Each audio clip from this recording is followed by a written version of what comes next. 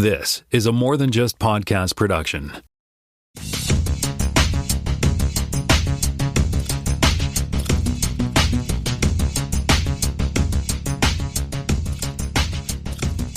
Welcome to Spotcast, Season 6, Episode 6. My name is Tim. I am in Toronto, Ontario. I'm joined once again by Jonathan Kuline in Mississauga, Ontario. Hey there, kids. And we also have Jaime Lopez Jr. on the line in Seattle, Washington. How's it going? Going well. Thank you very much for asking. Alrighty, so we got some fact check to begin with. Everything, Everywhere, All at Once. I heard another friend of mine does a podcast similar to this one, but they talk about pop culture and art and stuff like that. And they were saying that they had heard, or Candy was saying on that show that she had heard that the creators of the movie were video producers. They used to make music videos and stuff like that. And so basically Everything Everywhere All at Once is every idea that they had that was rejected by Rihanna. They decided to make it into one big giant movie, which is why the one of the reasons why it has that sort of what the heck is going on, you know, different kinds of ideas in there. That's cool. And the other thing, 20,000 leagues under the sea. I did a little bit of math. So a league is roughly, well, it's basically like 20,000 leagues would be 60,000 miles. Or, as incorrectly stated last week, but I was just kidding, 96,560 kilometers. However, the average depth of the ocean is 2.6 miles, and the deepest part is 6.8 miles, and that's the Mariana Trench. So I don't know how they managed to get that submarine down 20,000 leagues below sea. Beneath the sea? Beneath the sea? Is that what they said? That title is? Yeah, 20,000 leagues under the sea. Yeah. There you go. Yeah. And as you suspected, Jonathan, Birdman did win the Best Picture 2015. Yay. I wondered why you said that, because I was thinking, like, is that a sci-fi movie? But then you were just referring to the fact that it won that year. Yeah. I wouldn't call it a sci-fi movie. It's existentialism, but I don't think it's real sci-fi. True. And The Lord of the Rings did win, Return of the King did win in 2004 Academy Awards. I don't know if that's the year that they gave the award out or the year that the movie came out. I'm not sure. Oh, well. And Better Than Life is, in fact, the name of the novel the Red Dwarf novel by Grant Naylor. I'm liking this fact check. This is like validation. I feel like it's like good job on my memory. Yeah. And just on my part, Jay Baruchel is actually, in fact, playing Mike Lazaridis. And Glenn Howerton will be playing Jim Pasilli, who are the two, Lazaridis and Pasilli were the two founders of the BlackBerry, or the creators of the BlackBerry. And I'm calling an audible. I know we don't normally do audible fact checks, but it was funny. I was watching if you watch the latest episode of Ted Lasso, they were talking about The Office, and he got confused. They were talking about the British Office. He was talking about the American Office. He says, "Oh yeah, y'all did make a pre-make over here." So I think pre-make is a new, mm-hmm. a new term we should that's a good catch. Adopt a pre-make. Yeah, that's. Yeah, well, it solves the prequel problem. We just call it something else. Yeah. Oh, wait. So I saw a bunch of tweets this week on the Netflix story. I did go to validate what I could, and I went to Twitter, and I saw shots of people's screens from like a week ago. Like one person was saying they have multiple routers in the same house because their reception is horrible, and they went to watch a movie in the up on the third floor, and Netflix said you have to log in on the IP address connected to the house, right? So, oh Lord. But anyway, so Jonathan, it leads me into your fact check here. Yeah, well, I also wanted to follow up a little bit on the Netflix story, whether or not, how things are going up here in Canada, where they are testing out this new non-password sharing era that Netflix wants to enter into. There was a few different articles. I did grab this one, which is from BlogTO. So this one is mostly about the fact that people who have quit Netflix over the past number of weeks since this has been announced here in Canada. Apparently, they are getting a lot of notifications from Netflix saying, hey, just so you know, we've got this low tier. You can just jump right back in for $6.99 or $5.99. You can get it per month. And so people are like cracking up at the fact that, Netflix is apparently, we're sorry, come back. the one person, because people left. Yeah, one person saying here, since canceling Netflix, I've had 6 emails from them asking me to resubmit. Are you struggling there, Netflix? Like, yeah. This it mentions further down in the story that there was a survey on the website Mobile Syrup, which is a tech blog up here, and they polled 7,000 people responded to a poll of their Netflix habits post this decision, and 46% of them said that they have either canceled or have no intention of getting their own accounts now that the passwords can't be shared. So that's not an insignificant number, and that is here in the confines of Canada, where we tend to be, not the worst, I would say, offenders for piracy globally. So interesting. And the last note on this story is users have found the streaming platform has yet to enforce its password sharing policy in Canada. So it sounds like they are making these threats. I certainly got an email that was basically saying, hey, choose your entry point. You have to decide which is your main one. I neglected to do this, so it would have defaulted to my home and not anywhere else that I watch Netflix. And I do watch Netflix at other places from time to time. And I have been known to loan my password out to people from time to time, too. But for the record, it seems that they are not necessarily cracking down quite yet. It sounds like they're struggling with this. I'll be very curious to see if they decide to roll this out in other markets, how far they decide to do it in other markets, and particularly how it fares in the United States. Jaime, what do you think? Is this, Americans don't like to be told what they can and can't do. How do you think this is going to go over if they roll this out down south? I mean, if you can't get the, very nice Canadians to follow along patiently and nicely, like, what are you going to do with the Americans? Like, I think that's why they probably freaked out about it, that they're put a little test here. So I can't see it going all that well. Yeah, it does not seem like a good recipe for long-term success. We've talked about it before, but it does speak to the fact that, the streaming model that is based on nothing but subscriber growth is a deeply flawed model. It has to be a combination of subscriber growth, cost increases, tiers. Like, you have to find ways to monetize that differently. And in some cases, again, with this $5.99 bundle that they're offering now, they're adding commercials in, right? So, it's pretty bonkers that they think this is going to just, go over smooth as silk and everything's going to be like, okay, well, I was sharing passwords with my kids before, but I can't do that now, so I'm going to stop doing it. Like, oh, okay. People are going to be like, I've got 6 other services and you guys are good, but not that good. Mm-hmm. And I could save $25 a month. So how bad is the low tier? Is it like HD quality, or it's not 4K, right? It's not 4K. You cannot have more than one person watching at a time. You cannot download anything, so you cannot take it with you anywhere. And there are commercials. So it sounds like bad cable. Well, I mean, bad cable, but it's still, I mean, at $5.99, it's still way cheaper than the $80 I'm paying for Rogers, or you're paying for Rogers, It's true. And I think what it really comes down to is, like, what do they have? Do they have enough of what you like that makes it worthwhile, irrespective of what you're paying? You have to decide, obviously, based on what you're paying. I mean, you have a couple of services like Hulu and that have commercials, right? Yeah, I've got the cheap plan for Hulu, so that has commercials, and the cheap plan for Paramount Plus, so that has commercials as well.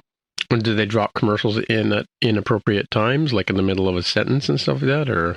No, it's it seems like it's been pretty much where you would expect a scene change, and maybe they actually even have the chapter marks or something that they're using for that. Yeah, there's a signal or something that they send to broadcast TV. Anything else on that before we move on? No, I think we're ready to move on. All right, let's get to the headlines. And look, it's Jonathan again. Yeah. So we'll start this week with some surprising news from the Marvel Cinematic Universe and Marvel Studios. Story that was broken by The Hollywood Reporter earlier this week that Victoria Alonso has left Marvel. So you may not know who she is, but you have definitely seen her name. She has been an executive producer on almost every Marvel project since the Avengers. the first Avengers, that is, movie. And she was also, for quite a long stretch, responsible for the visual effects when it relates to the Marvel Cinematic Universe. So she joined the studio in 2006 as Chief of Visual Effects and Post-Production. And she's since gone on to work in more expanded roles, including working as a senior executive, one of the sort of top brain trust of people who decide what's happening inside the Marvel Cinematic Universe on television and in the movies. Later this week, there was other follow-up stories that seemed to indicate that she was, it was not her choice to go, that she was relieved of her responsibilities. This is all coming in the wake of what is considered to be a disappointing performance for Ant-Man and the Wasp Quantumania at the box office, and some, questions around what's going on with the quality of the Disney Plus series. Not everybody loved She-Hulk and Hawkeye and some of those other series. So, it's a strange move. And, you always wonder if this is, scapegoating, or if there really is, she was making decisions that, weren't necessarily jibing with the other senior executives. It is a little upsetting that she seems to be the most senior woman in the group. And now I don't know every single person in there, but it seems like she was sort of the most well-known woman, and to see her leave, that's disappointing. But it's interesting. Do you guys think that there could be anything to do as far as a shakeup, as far as, hey, things aren't going great, let's sort of, shuffle the deck, let's do things differently, let's maybe move somebody up into her spot that might have some different ideas, or these things always have a motivation. Yeah, I don't pretend to understand what Marvel and those studios do. I mean, to be honest with you, since you singled out those shows, I think She-Hulk was a decent show, and I think that Hawkeye was a decent show. I don't see why those would be. And, Quantumania was, we're not talking Avatar money, but still, there were still decent properties as far as Marvel goes. I think they'll stand the test of time, Yeah. In terms of people will want to watch them. Yeah, I think it could be a little bit of column A, a little bit of column B, when things get kind of rough, the economy, and everybody's looking to make cuts. If you just coincidentally have some lower performance, it's a really good reason to say, hey, we're going to try something different. If things were going gangbusters, it would be a lot more shocking and say, oh, somebody probably, peed on somebody else's couch or some weird, personal thing. This one feels more like, yeah, maybe it's time we do something different. Could be because of interpersonal conflicts, could be because of creative direction. It could also be like, hey, we spent a boatload of money and we only got half a boatload back. So let's figure out what to do next, Yeah. For somebody who's been there for 20 plus movies, I'm like, yeah, your legacy is done. It's kind of it's not the same if there were, the singular director across all these movies, or the singular Johnny Ive, art director, or something like when it's George Lucas, it's like, oh, that was a big change, right? When things moved out of his Kevin hands. Feige, right? That would be the big domino. Yeah, right? yeah. That would be a big one there. So, not to diminish this person's work, but it's like, well, it's a thing where you would expect somebody to have moved on at this point anyway, right? They go become a studio head or something after their success. So who knows? Yeah. Lots of change going on. Everybody's changing stuff.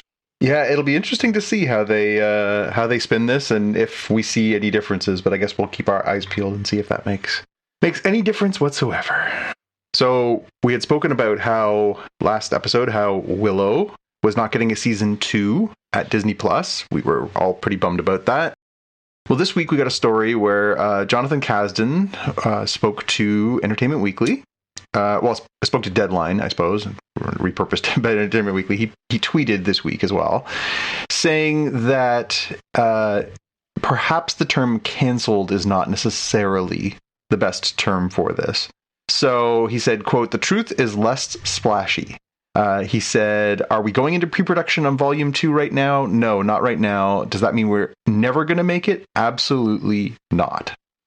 So, maybe this is just him sort of pieing in the skying, but, he says, perhaps the one thing Hollywood's been great over its entire history is servicing the appetites, no matter how obscure, of its consumers.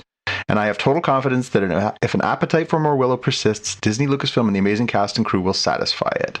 So he's not writing out the possibility. He basically, as you read the rest of this piece, he basically goes out to outline that they weren't ready to make a volume 2 based on volume 1.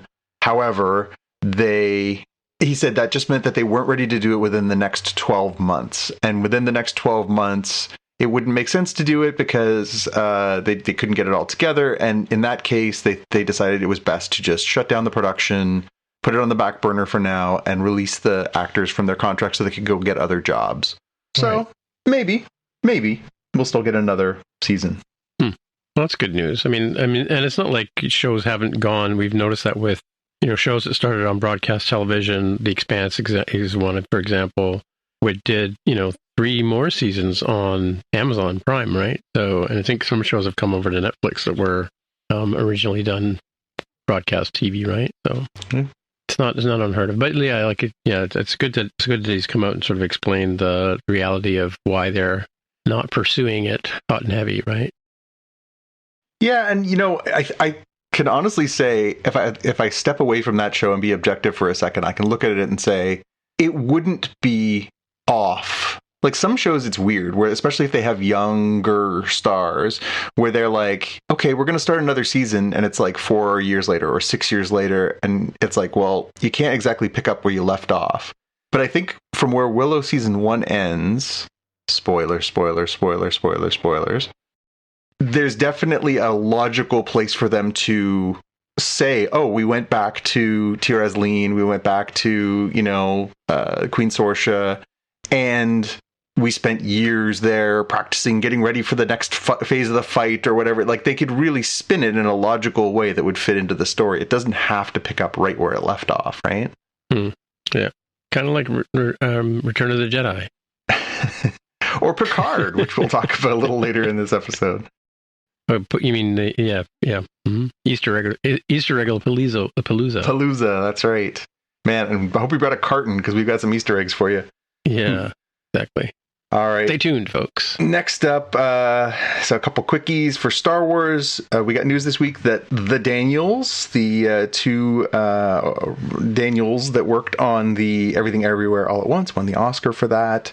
They are going to be working on, or have already worked on, this is Daniel Kwan and Daniel Scheinert, I should say, have already filmed an episode and directed an episode of the Star Wars Skeleton Crew series, which apparently they did before the Everything Everywhere even came out in theaters. So it was one of those, people are like, why would they go and do Star Wars? Like, no, they did that actually like ages ago.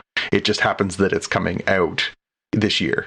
But yeah, so it's going to be like a Rihanna music video, right? Well, it's funny you mentioned that obviously they took their influence for that. It'll be interesting to see them now working with someone else's property and working within the studio structure that everybody has talked about how Star Wars and Marvel and franchises like that are very much system controlled and controlled by a small group, and it'll be interesting to see what those two very talented directors can do within that, right? Can they go and do their own cool things, or are they just kind of doing what they're told?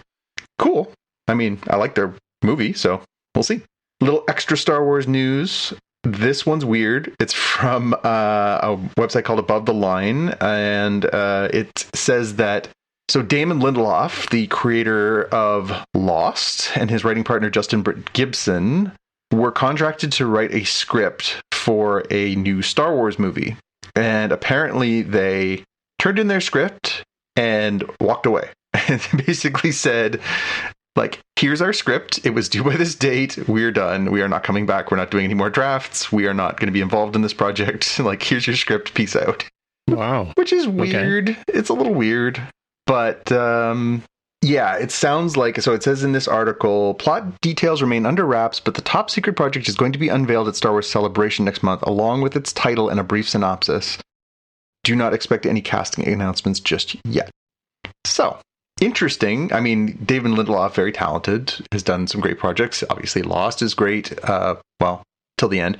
And he also did the Watchmen limited series for HBO, which I wanted to hate, but was really good.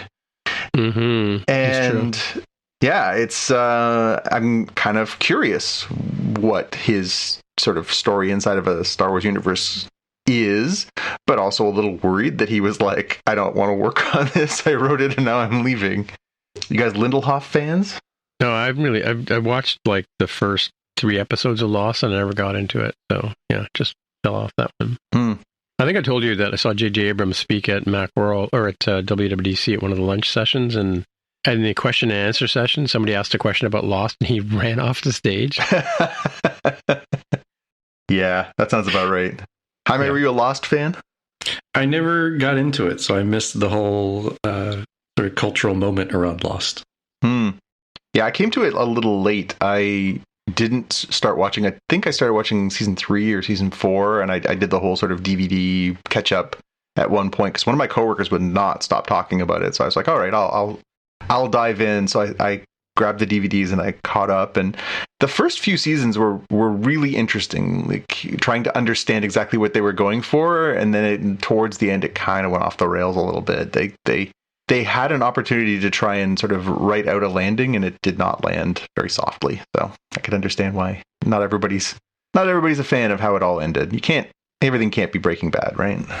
Yeah, everything can't be the Event Horizon. Oh wait, maybe it can. Sorry. Ow!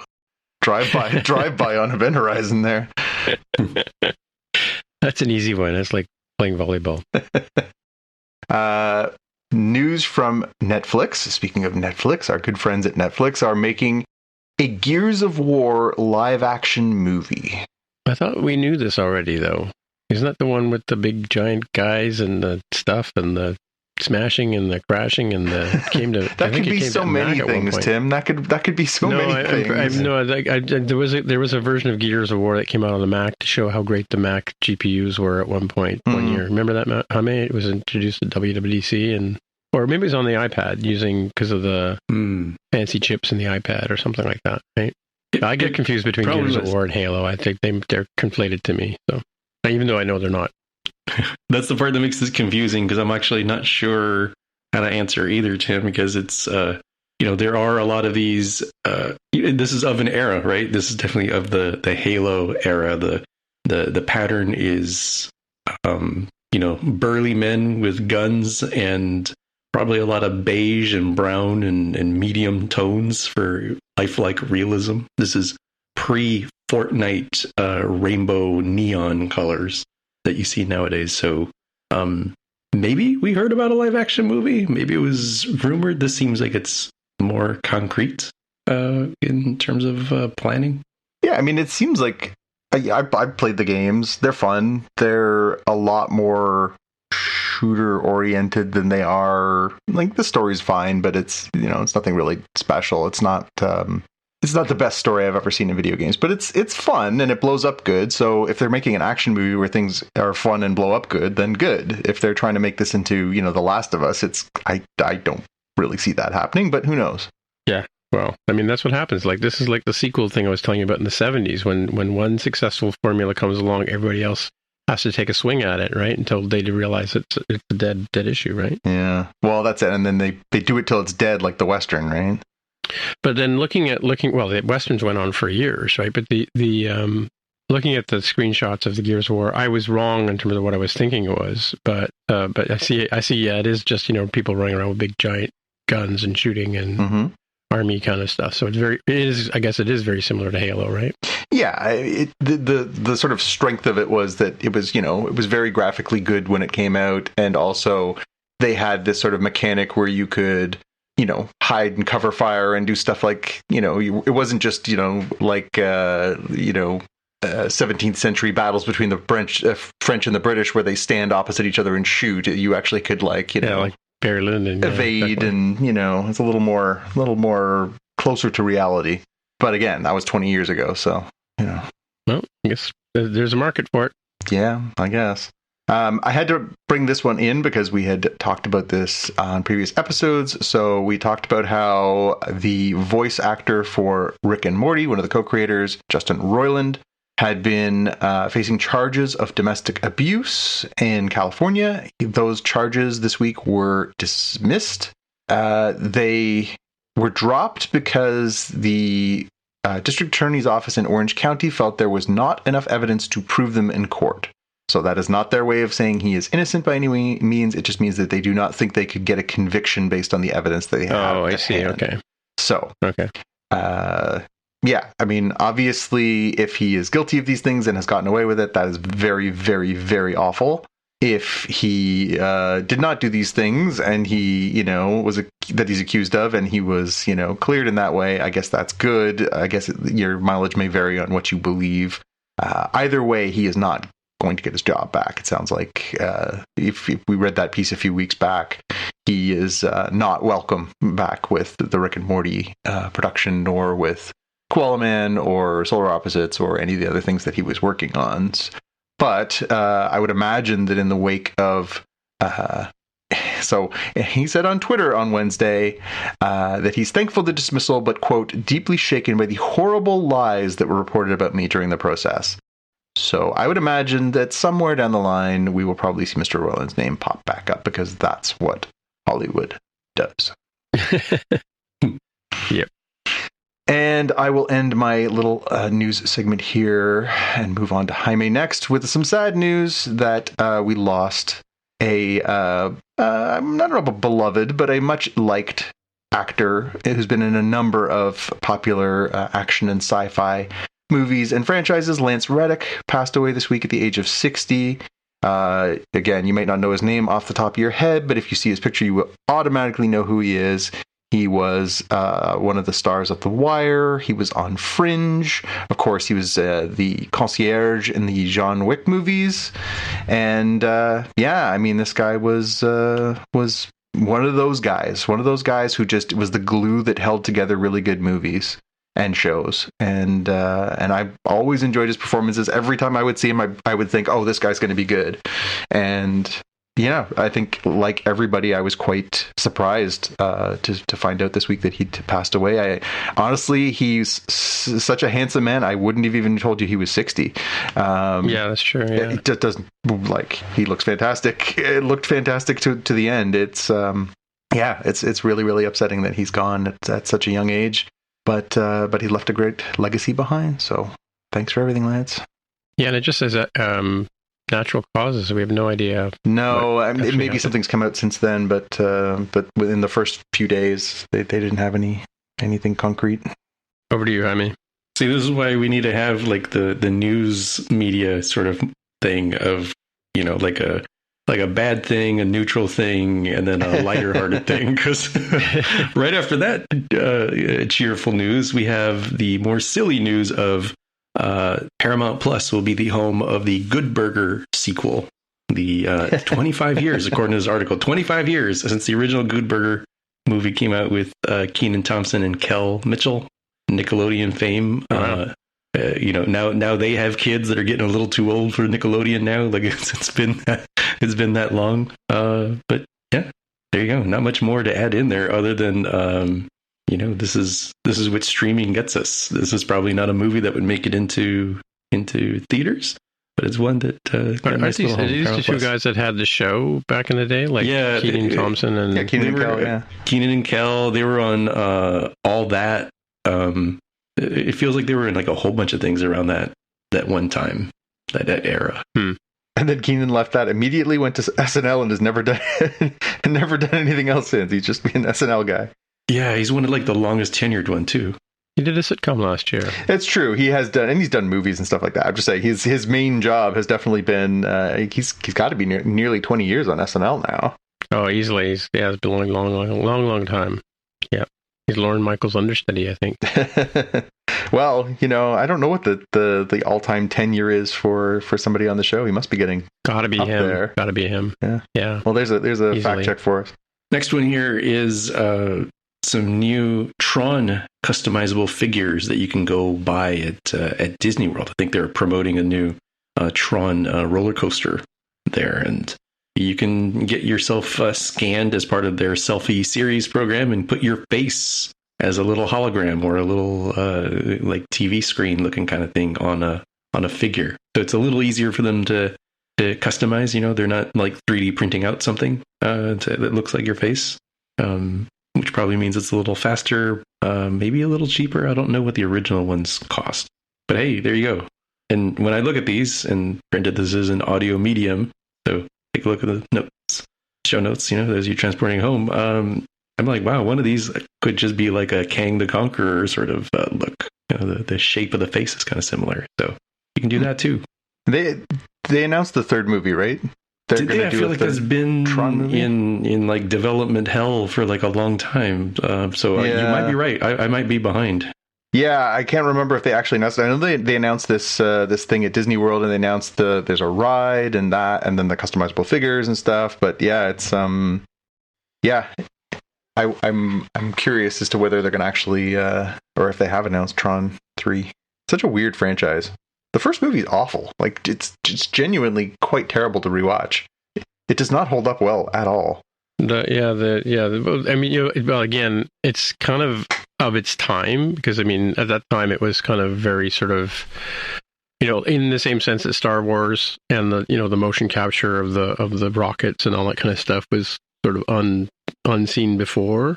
Tron had that sort of drawn over film, neon looking thing. That was new. You're right. The story was garbage, but and again, the fact that they didn't go as far as maybe they needed to. Like, they're clearly wearing Cooper hockey helmets. I mean, it's some of it's a little rough. It was rough at the time, and it does not hold up.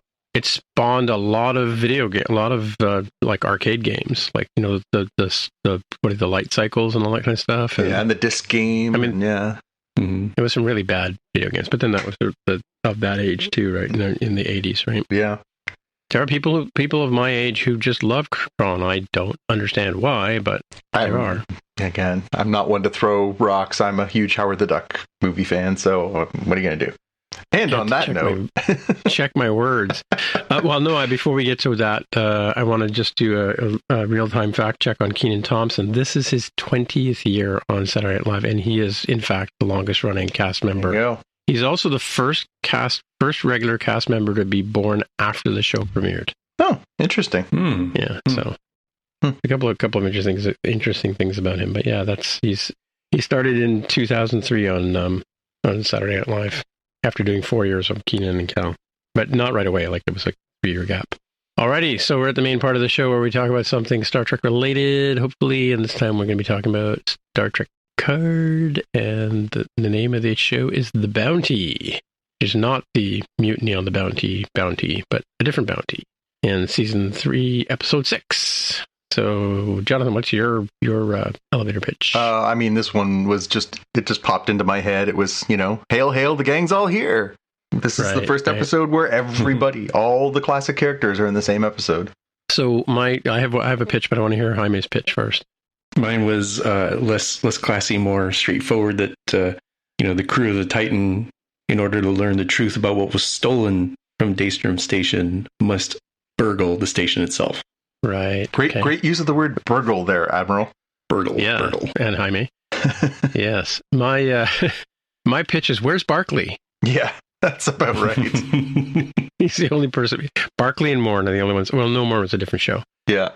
Yeah, this was an Easter egg jam-packed fan service up the wazoo extravaganza of a Star Trek episode. Yeah. Well, there were some pretty interesting Easter eggs at the beginning, but then it just went off the rails after a while. Like, I don't know if you probably saw the Genesis 2 device. Oh, yeah. And the for some reason it said James T. Kirk. Like, do they have his body there, or was it his exoskeleton? I don't know what it was, but it was like an X-ray, and Raffi was looking at it, and of course, Worf walks up to the Tribble cage, and the Tribble goes bananas and attacks the glass. Right, the mighty attack Tribble, as Riker called it. Well, because Tribbles hate Klingons, right? No, I know, I get that, but that was a great gag. Discovered that one guy was a disguised Tribble in the original show. They really have come a long way with the Tribble animation from like. Oh, I know, the teeth on that thing. Little fluff to like leech-looking vampire creature in this one. That's gross. Yeah, definitely. Yeah, but it was ridiculous. I mean, like, they pulled out all the stops on the entire cast member. Every cast member was in this one, wasn't they? Every original cast member, short of Will Wheaton. Yeah. Yes, but he's busy. But he was on the after show, so it's all good. Oh, was he? Yeah, well, he hosts the Ready Room, right? Oh, hosts the Ready Room, yeah. Okay, so we'll start with the Pew Pew Pew. For the Pew Pew Pew, I didn't really think there was a lot of great action in this one. I mean, I guess Riker fighting off the people, but I thought the best Pew Pew Pew was Geordi and his daughter having their sort of, head-to-head, although it felt a little contrived, like, we're so scared for you, you have to get off the ship. Like, that's wildly hypocritical. That was sort of like the Ensign Rowe thing that we had objection to last week, right? Yeah. But apparently the episode was Rowe was like the second last episode of the TNG when she went off to join the Maquis.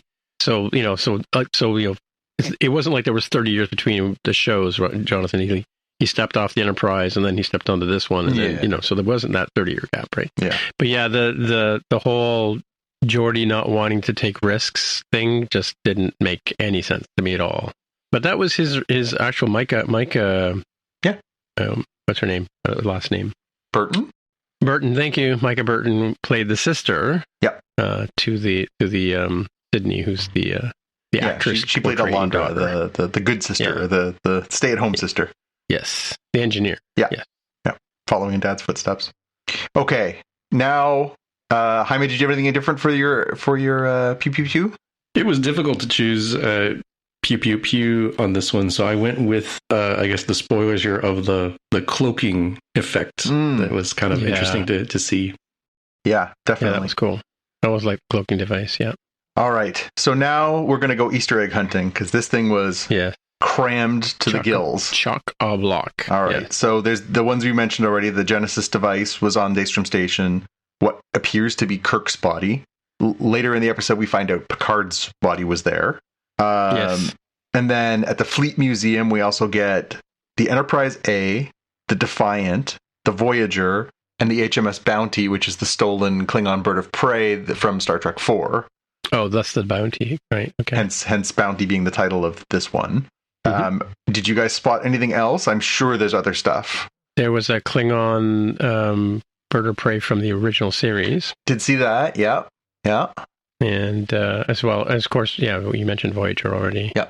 Yeah, I think that whole, I think the space station with the retro collection is going to be the model that all the kids want this year at Christmas, right? Yeah. And I guess we should say Moriarty was also but nobody wants the fat one, right? Yeah. Oh yes, Moriarty was an Easter egg too. Yeah. And the whistling was kind of an Easter egg too. True. That was from the first episode where Riker goes into the holodeck to meet Data, right? That's right. Their very first meeting. Yeah. But yeah, this was a trip down memory lane between Geordi being back and then later Troy, and so we get to see everybody now, and then of course all these classic ships and all these little gifts to us. It was I mean, God, cup of Easter eggs runneth over. Mm-hmm. Yes, and did you mention Marina Sirtis at the end there? Yeah, Troy, we got to see. Yeah, Marina Sirtis back. I mean, we'd seen her in she's on the monitor and stuff, and now she's physically there. I was wondering if it was her and their daughter, but I didn't see her, so I assume it's just Troy, which is probably cleaner. Yeah, and they did the Data with the R2-D2 projection. Help me, Obi-Wan Kenobi, you're my only hope, right? That's all. Like, as soon as I saw the beam of light come out of his eyes and the little representation there, I was waiting for Leia to say, "Help me, Obi-Wan Kenobi." Yep. That was a bit ridiculous.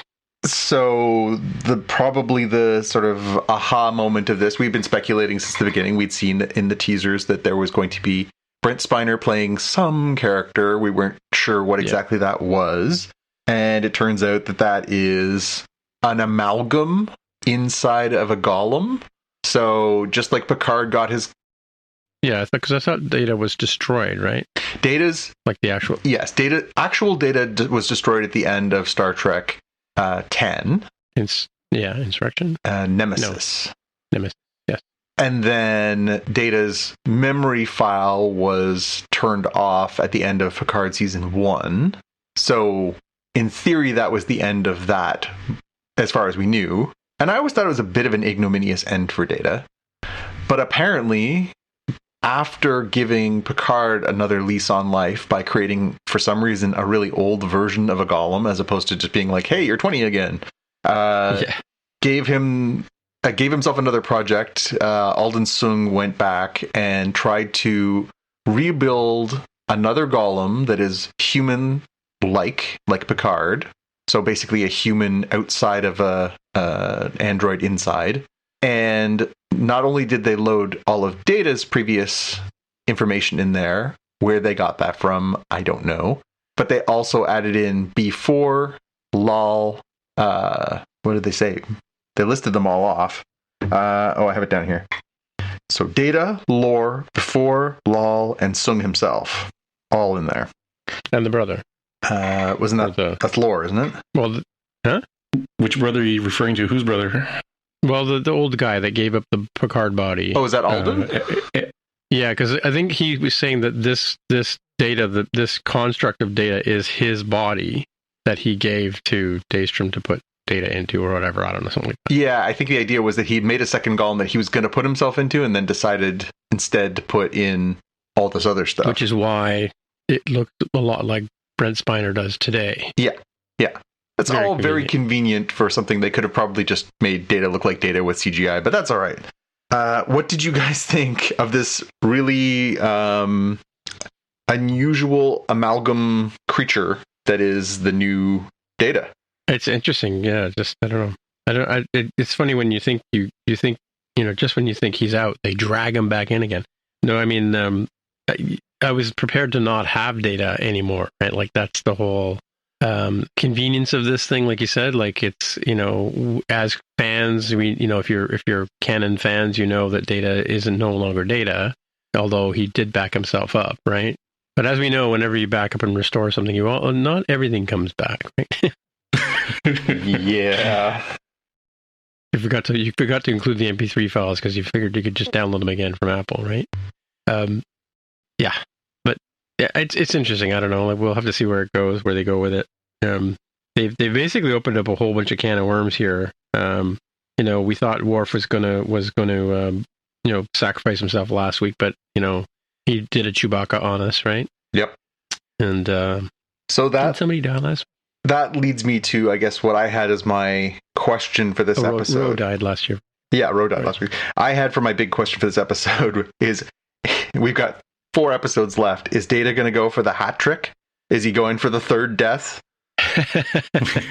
What was the other time he died? He said he died twice. Well, because he died at the end of Nemesis. He sacrifices his body and mind to save Picard. And then he dies, theoretically, his brain, what remains of him inside of the information that was him, that was stored by Alden Sung, is turned off by Picard at the end of Picard Season 1. So that's his second death. That was one of the quotes, too, right? Raffi at one point says, I thought Data died twice. Yeah. So... yeah, you think he's in it to win it, or you think this is just Brent Spiner's way of having 3 glorious death scenes? Who knows? Yeah, it's like South Park's Kenny at that point, right? If, my god! They still did it. Yeah, you bastard! Yeah. There was some fun quotes in this one. The monologue at the beginning of the episode by Vadic was great. There will be rest. There will be a day of lifeless bodies burning in space. There will be silence again, unity again, peace again. But first, we will have vengeance. Oh, just delightful. Amanda Plummer, very well done. Yeah. We talked about the joking one. Excellent use of the word burgle, Admiral, from Riker. That was funny. Lots of quips in this one. Like, get the whole gang back together. It's hard not to have all the in-jokes and stuff mixed in here. When Worf is talking about how he's a pacifist now, Riker almost looks at the camera and says, I don't understand the world anymore. I thought that was very... No, he says, I prefer pacifism. And Riker says, we're all going to die as they're beaming over. Yeah, that was a good one. Yeah, for sure. And then Geordi, in having the conversation with Picard, getting the debrief, he says, leave it to you to turn fatherhood into an intergalactic incident. Again, great lines. It's fun to have the band back together. It really is. It is hitting me in the nostalgia feels, and I get that's what they're going for. I get that it's playing on all that stuff, but it's working. It's working. It's one great. thing I don't get to though is they're all mad at Picard. Like Geordi has his moment where he's mad at Picard, and I thought everybody was like irreverent. He was like, everybody like looked up to him as, the leader of the ship, and nobody ever questioned his judgment, right? Now all we do is question his judgment, right? Yeah. Go back to your room, John Luke, Yep. Go get the walker, John Luke, Did you guys have anything different for your big questions or quotes? Had a few. Maybe I missed a one-liner that said distinctly in in canon, not necessarily through interviews or anything that are outside of the media. Like, who is the mother of Geordi's kiddos? A long rumor to be Leah Brahms, but I don't think confirmed anywhere that I've seen in cinema. So kind of open there, and arguably maybe that's why, given in TNG and stuff, like Geordi was like a loser in love, right? So maybe once he settled down and found somebody who was into him, he's like, I'm not risking any of this. No more running around, going headfirst into anomalies and blowing stuff up. Like, I'm just going to go, tinker with these classic cars in this museum. Like, that's fun, Yeah. So was he the Harry Kim of TNG? Oh, that's harsh. No one should ever be accused of being a Harry Kim. Is he the Harry Kim? Well, I mean, Barclay's the Harry Kim, I suppose, but I guess as a main character, I don't know who's the weakest main character. Main character, I gotta think it was Deanna Troi. Oh, did you think Harry Kim was weak, or just he just was a loser in love? Weak character. Okay. Due respect to Garrett Wang, not a great performance. He was the weak link on Voyager by a solid distance. Every year there was a rumor they were going to kill that character off, and every year they didn't. Okay. I don't know. Maybe you guys liked him more. I know Harry Kim was not my jam. No. A couple other questions I have. One is, why didn't they cremate the body of Picard? Like, Golem Picard is hypothetically, consciousness transferred. So he's the real Picard, just in a new body. Like, I would have probably, and they have phasers that can do the cremation for you, right? Like, we've seen that a few times in this show. So it's not like, oh, there was no convenient way. And then I started wondering, is it because he wanted to, like, taxidermy himself? It's like, you can get yourself taxidermied, right? But you can't enjoy yourself in taxidermied form, and he's kind of unique in that respect. Couldn't he put him into an isolinear chip or something? Just put like a handprint. Now he's like a pet, a Begun pet. Like, you put his own handprint into the clay or something. So I don't know what's going on there, or why this was set up that way. But apparently, it's somehow related to the broader plot. And then the other sort of slightly funnier, but yet still useful thing that I was thinking about, for the twist at the end, or the surprise at the end of like, they've seemingly captured Deanna Troi and are going to use her as leverage over Riker, right?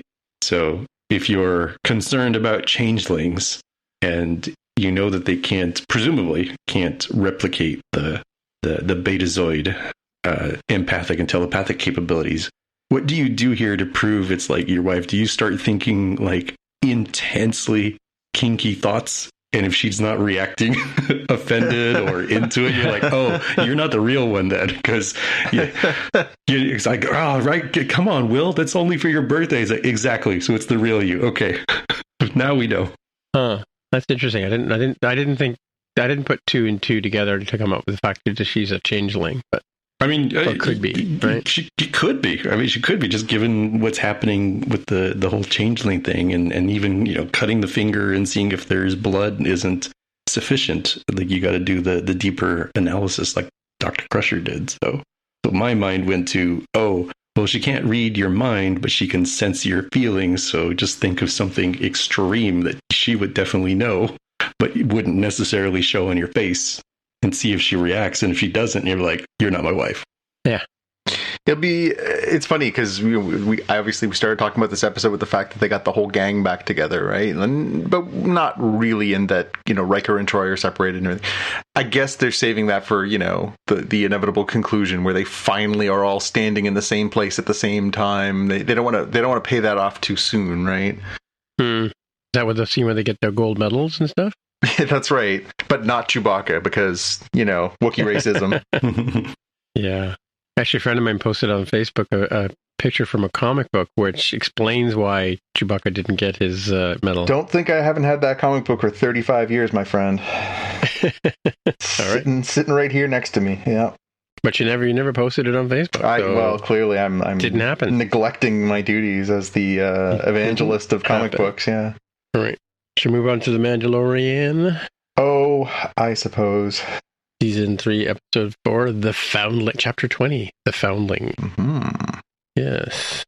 Meanwhile, back at the cave where the Mandalorians hide, mm-hmm. I was going to say, just the whole opening scene of them just, doing their combat training, but firing into the lake, with weapons. There's, only, 20 of them left. What are you doing, haphazardly firing weapons, right? Well, and ironically, this is, 2 episodes after we saw them, getting attacked by this giant monster that came out of the lake after them. Maybe don't shoot the water. Maybe leave the water alone. Just saying. Yeah. Yeah. Elevator pitch. Din and Bo go hunting. Grogu sparks a memory. And Jar Jar returns, sort of. Really? Yeah. I saw I didn't recognize, but I saw the credits and I turned to my significant other and said, "Oh my God, do you know who that is?" She didn't even know who the character was that I was describing. So I had to go on the internet and be like, "This person, you don't remember this person?" Wait, so the actor came back or the... So in the scene where they're flashing back to Order 66 and Grogu is trying to escape and he ends up on the deck with the handsome bald black Jedi Knight or Jedi Master, I guess. Not Mace Windu. Yeah. Where they say, get him to Kelleran. That's Ahmed Best, who played Jar Jar Binks. Oh, really? Yeah. Huh. Yeah, I didn't catch that. I had a different Easter egg, but my pitch for this one is there's always a bigger fish. Yeah, well, you aren't wrong. As soon as I saw that scene, I'm like, I could hear not Liam Neeson. I could hear your voice saying, "There's always a bigger fish." Yep. Yeah. Let's go through the planet core. Planet core. Why not? The planet core. The planet core. Because that's where the highway is, right? Yeah, that's right. Jaime, did you have anything for your elevator pitch? Mine was when the covert has one of its foundlings captured by a monster, Bo-Katan must show them the way. Ooh, hey, you could write those things on the little teasers on the show. That's good. Like that. Yes. Since you're the leader of the war party, you get to stay by the fire. You get to stay by the honor is yours. Ooh, Yeah. It's funny because as soon as they all said, she says, "How do you guys eat?" Right? Yeah. And he goes, you go find a corner where nobody's looking and you take your helmet off and you eat your food, right? Yeah. She's like, "Oh, okay." So they all get up and start walking away from the fire. That's the first thing I was thinking. Why doesn't one of them just stay at the fire? Yeah, it's a strange. Obviously, it's not nice to slag anyone's religion, even if it is, a long time ago in a galaxy far, far away. But yeah, it's a strange tenet of their beliefs that they have to, go hide in the corner in order to have their dinner. So there was a scene too where Katie Sackhoff kind of tilted her head back, and you could see the bottom of the helmet. It actually forms around the neck, it's flat on the bottom, right? It's not a bucket head, due respect to Buckethead, our favorite, musician on More Than Just Code. But yeah, I always thought it was just a bucket that they wore on their head, right? No, we knew that it's sealed, right? Because that's how they can go underwater and up in higher altitude and whatever, right? Sure. Because they had to establish that. Because when she takes it off at one point in an earlier episode, you hear it sort of makes that Darth Vader's helmet coming off hissing noise, so you know that it seals properly. Yes, exactly. So yeah. Pew pew pew. I thought that Order 66 Grogu's escape scene was great. There's lots of good pew pew pew in this. Yes, definitely. Yeah, it's always good when Jedis take out stormtroopers by hitting them in the chest with their own shot. Yeah. I did like the part where Kelleran Beck just kicks the one guy right off the platform. I'm like, yeah, do more of that. Yeah. Wouldn't that be your first move if you're on one of those platforms? They always show those ones on Coruscant where they're you can force push, where they're way up in the air and all these people are getting off the thing. Wouldn't you just be force push, force push, force push, force push, force push. Like a cat. Yeah, exactly. just knock all of them off the edge. You're like, well, that was quick, Yep. The best quotes didn't have a lot of great quotes. I thought the beginning scene where Din is trying to train Grogu in how to actually be in combat was one of the weirdest scenes I think I've ever seen in Star Wars. The little puppet with the little needle, the dart blaster on its wrist, flipping through the air and stuff. That was very weird. Grogu, yeah. Mm-hmm. And he does the Yoda hop from that other movie with the sword. From Attack of the Clones or whatever. Where did he learn how to do that? I don't know. It comes to them instinctively. That's right. But anyway, the quote from that was when Din is telling him that he has to go and has this little playtime combat. He says, "Playtime's over." But that was okay, right? Because he's an infant. And then the part at the end where Bo-Katan is with the armorer, and she says, "What would you say if I said I saw one, a mythosaur?" And so we kind of wondered last week when she might break this news out, and then she sort of says, "No, I really saw one." And the armorer basically gaslights her. Is like, "No, you must have a great. Yeah, sure you did. I'm sure it was a great mythosaur too. Yeah, definitely." So my big question for this one was, how long are they going to draw out the whole Grogu secret origin? Because we've seen little snippets. This was the longest snippet that we've seen, but we're on season 3, and they've been giving us like a teaspoon at a time for 4 years now. Oh, you mean the fact that he's a Jedi and he was all in training and all that? Again, stuff? Now we actually know how he got away from the temple, but we don't know what happened to Keller and Beck. We don't know how he ended up on his own, or so which one's Keller and Beck? Or is that two people or one person? No, that's the Jedi Master, the bald. Oh, the Ahmed Best. Yeah, the Ahmed Best character. Yeah. Right. So we don't. So I do have a question though. Yeah. I have a question about the armor. Okay, so she's got Grogu in the blacksmithy area, right? And she's clearly making something for him. So were you thinking like I was thinking, like what are they going to do with his ears if she makes him a helmet? Yeah.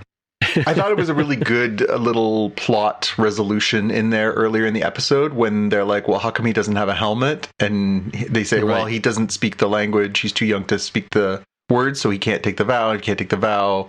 He can't wear the helmet, right? Yeah. I thought that was a great way of being like, because he's cute and he sells action figures. Shh. Yeah, exactly.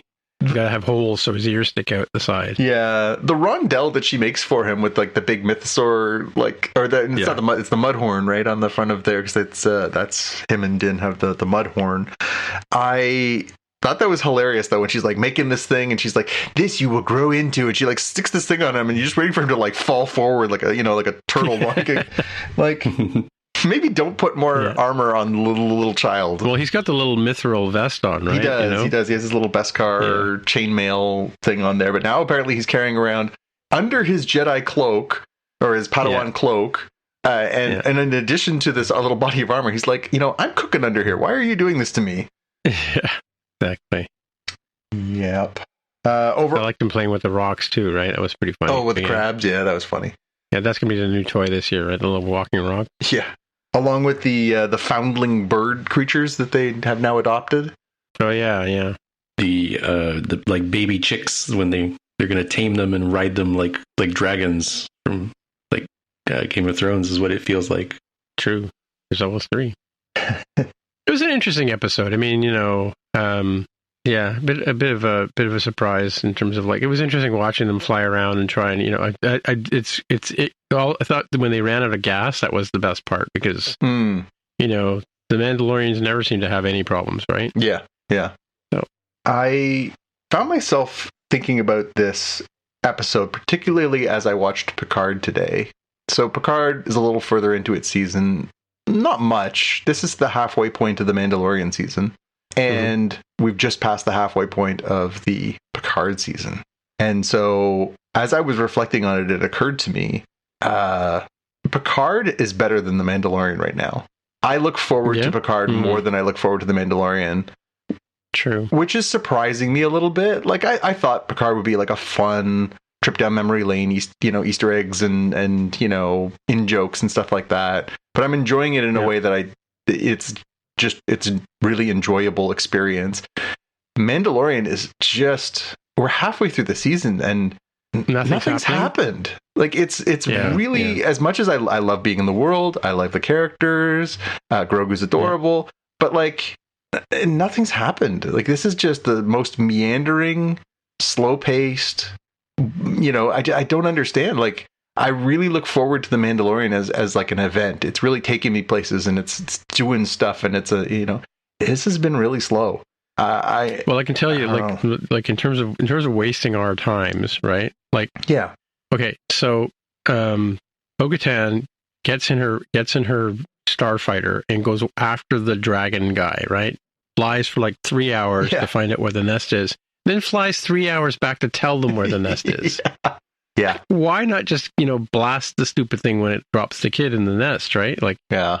Do you think the Mandalorian kid was in that thing's mouth the whole time, or how do you think that played out? I don't know. And how come he wasn't like a little dissolved? I thought they would masticate him and then feed him to the kids, right? Yeah.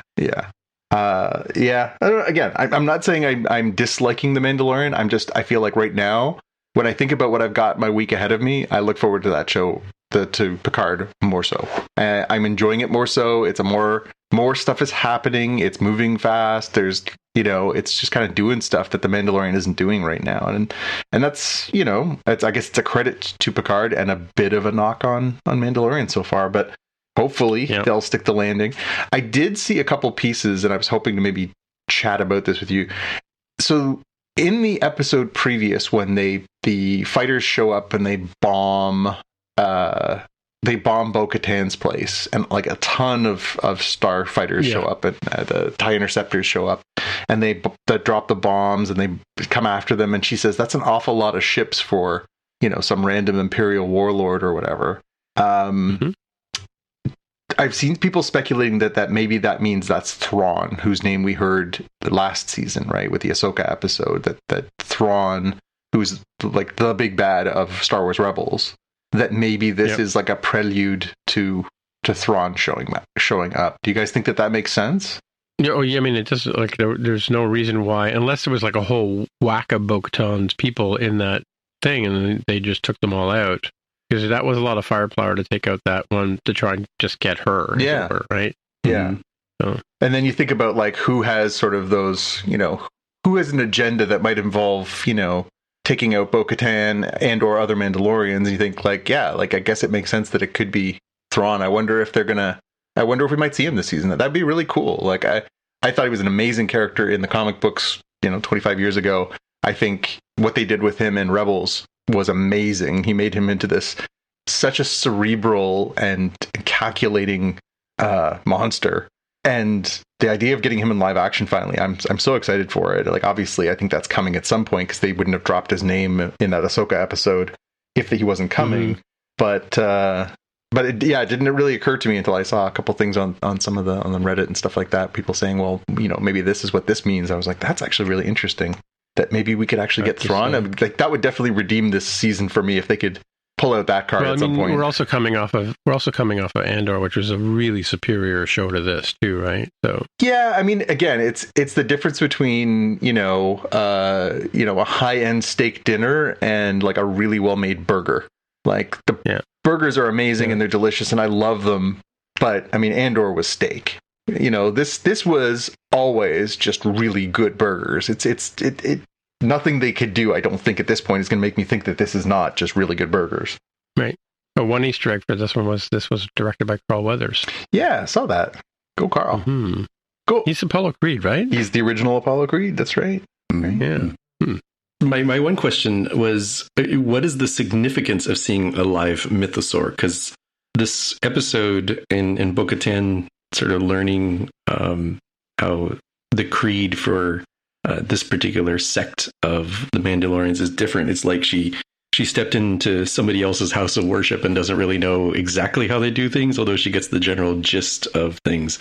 The mythosaur thing gets sort of stepped over or stepped past or possibly ignored, seemingly on purpose, by the armorer. So I'm unclear if they've said anything or if we know anything from the lore of like what is the significance of seeing a live one. Like, we know that if you win and have the Darksaber, then like, all right, you're like, king, queen of the Mandalorians. Like, what is the is it like a doomsday prophecy if you see a live one? Like they're not supposed to be alive anymore. It's the end of times, or that seems like it's significant given how long they sort of let it linger.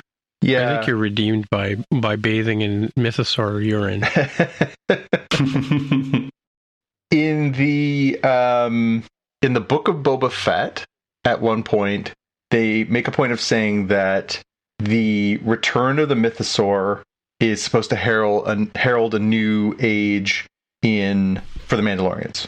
So that's sort of the line that is supposed to be what this is theoretically going to pay off, is that when the mythosaur returns, it will reunite the Mandalorians, and then they'll be resurgent again. So I think the line was, foretells of the mythosaur rising up to herald a new age of the Mandalorian culture. So I guess that's what she is thinking of, and certainly what Din would be thinking of if he knew this existed. And again, I guess it ties back into that thing from the first season where Queel says, when he's trying to get him to ride the Blarg, those little two-legged suckers, Queel says to him, your people are legendarily supposed to have ridden mythosaurs. How is it you can't ride a blurg? So again, at some point, somebody is going to be riding one of those beasties. Right. Like we saw in Book of Boba Fett with the Rancor, right?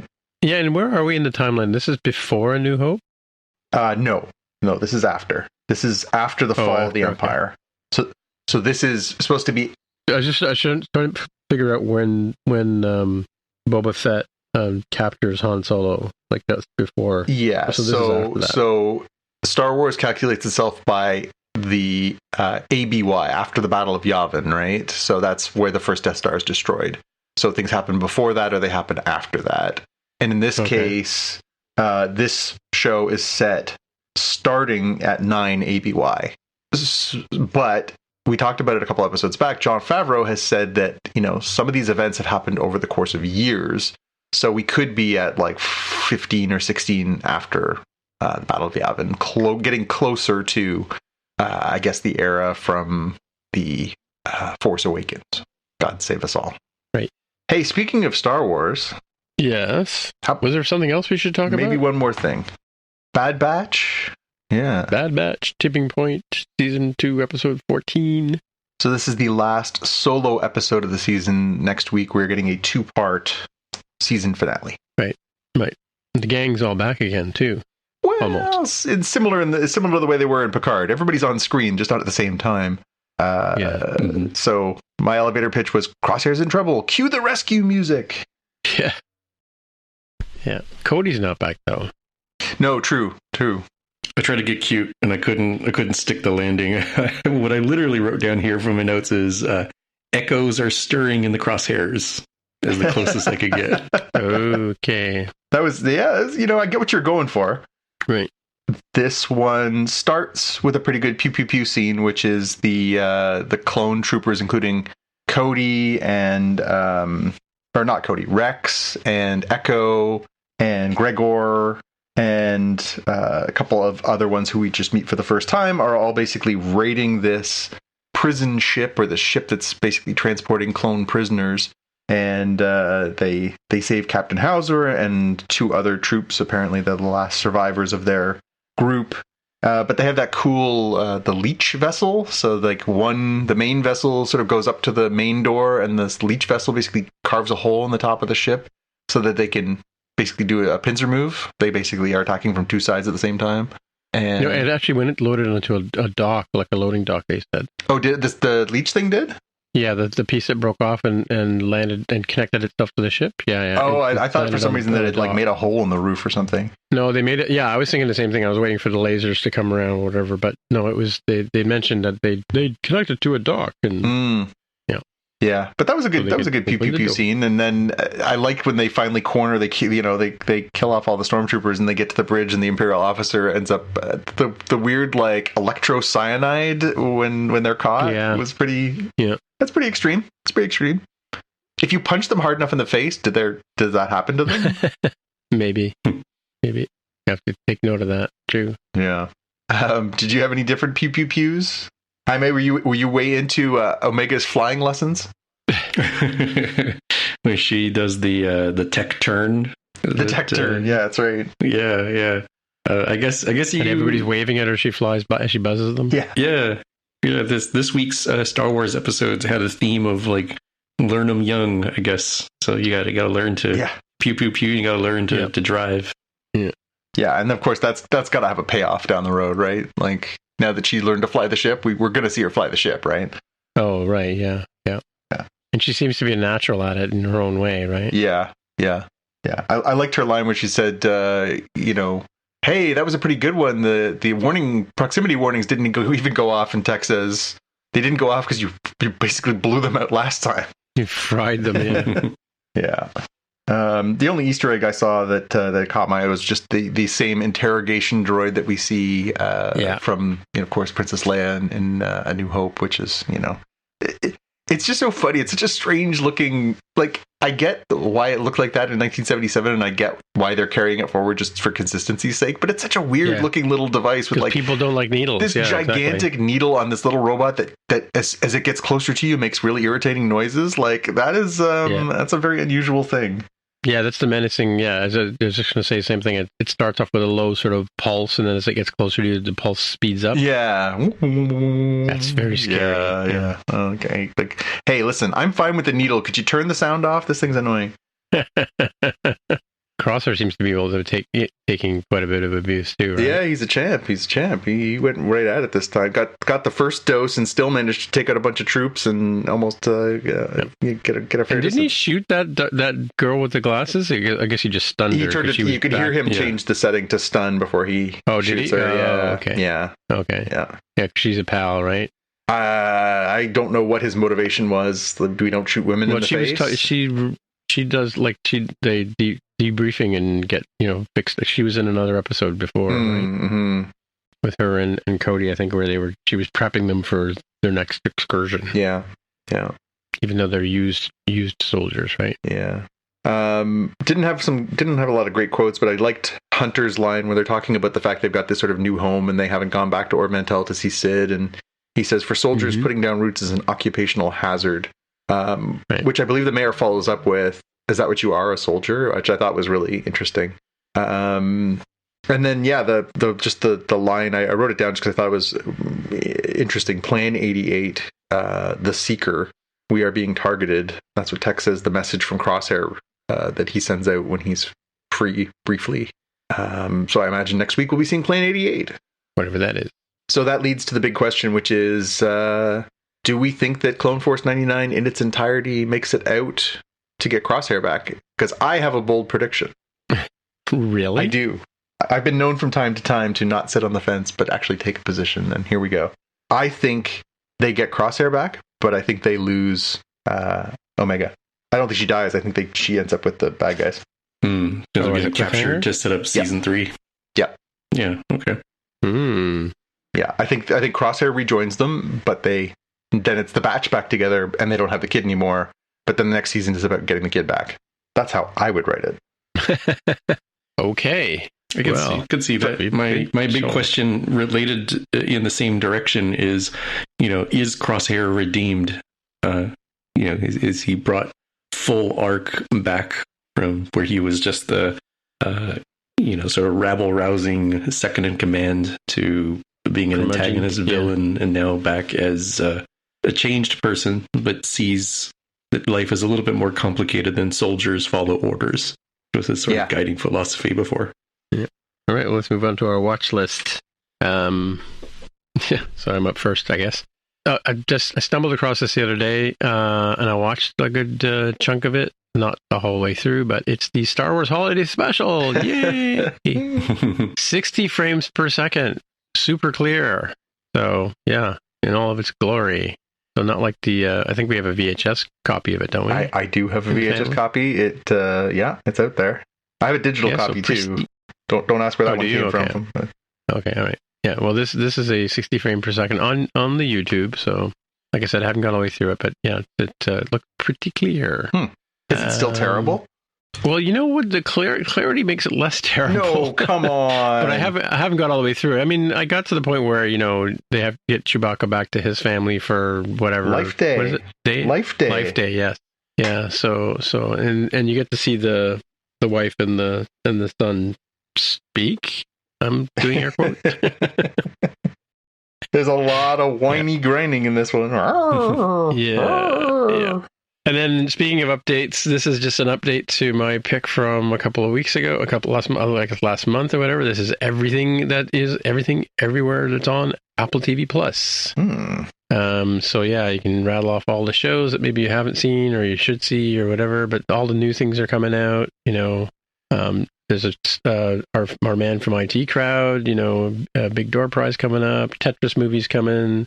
A thing called Monster Factory. I don't know what that is. I think something called Extrapolations, which like a bunch of short stories, and then of course Ted Lasso and all the rest of the stuff. So if you're wondering what is on Apple TV Plus these days, there's quite a few things. It's not like Netflix where they wouldn't be able to have it on a single web page or Paramount Plus, but still, or Disney even, right? So, but it does show that there's quite a few things. And then a laugh a minute. This is actually pretty funny. You've probably seen this before, Jonathan, because it's pretty old, right? But Will Wheaton talking about the time he first met William Shatner, including his friends doing a musical accompaniment. So every time he says William Shatner, they start playing the original series theme on guitar and like flugelhorn, I think it's called, where it's like a keyboard you blow into. And it's actually quite funny. But I think the long story short is that, Shatner, disses him when he first meets him. And then the entire crew gets behind, like the entire crew of the Next Generation gets behind him and supports him.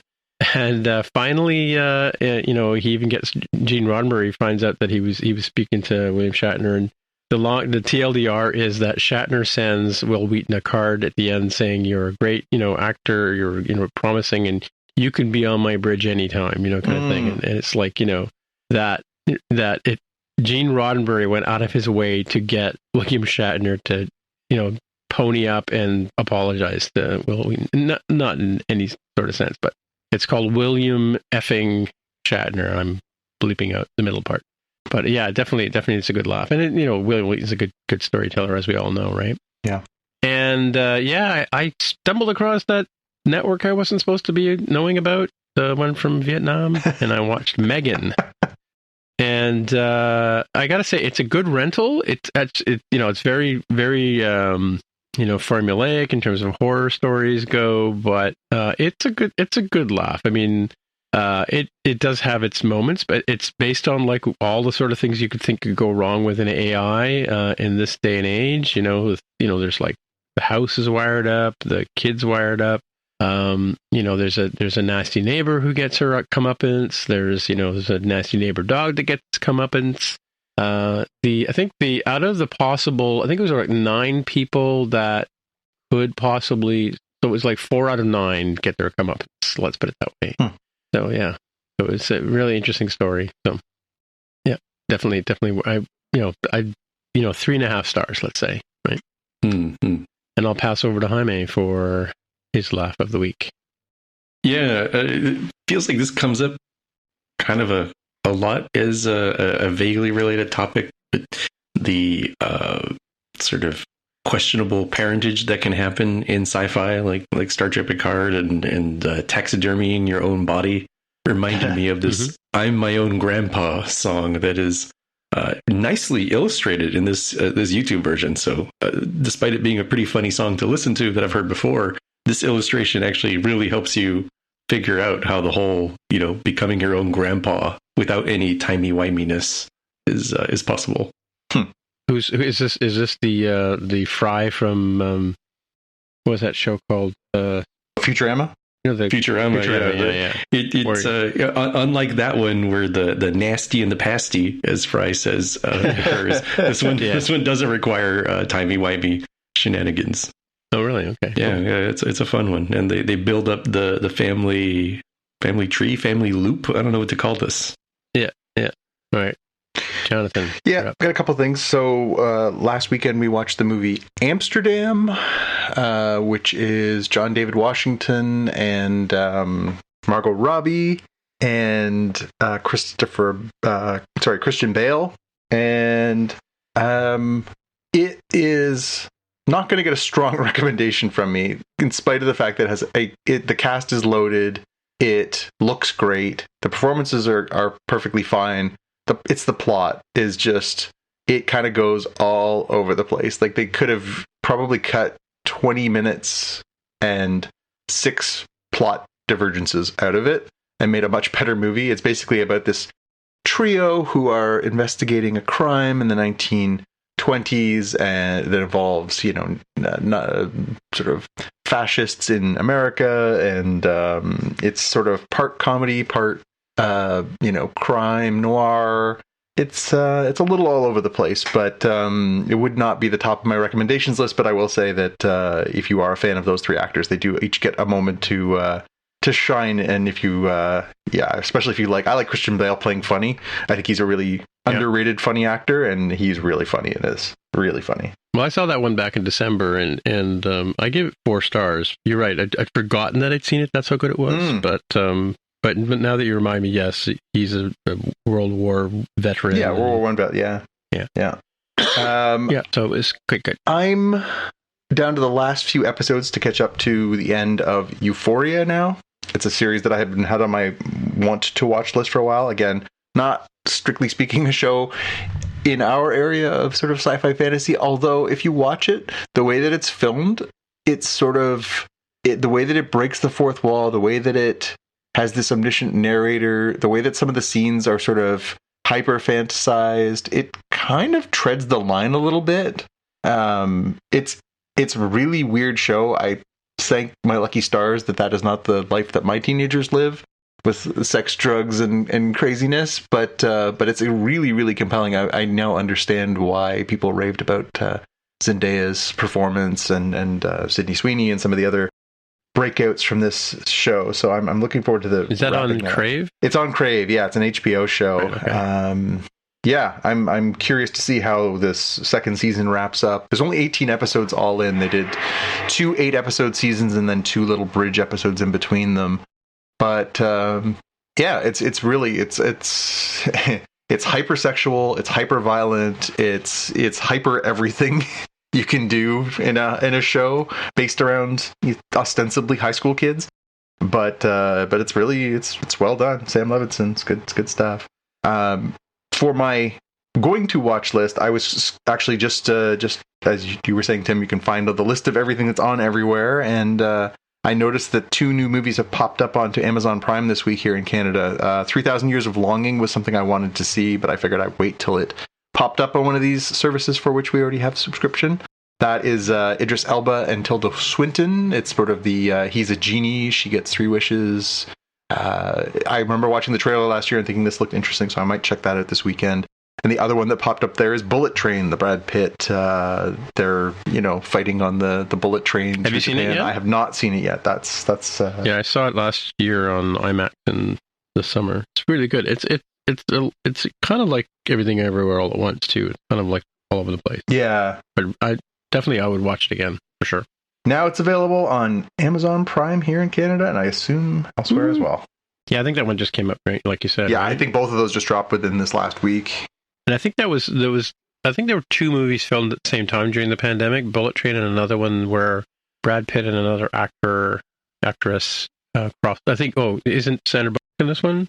Or is that the spoiler? Sorry, I think I spoiled it. I was going to say, I don't know, Tim. I'll tell you next week. Try and erase. Forget. I'll just cut this out of the episode so you won't hear it.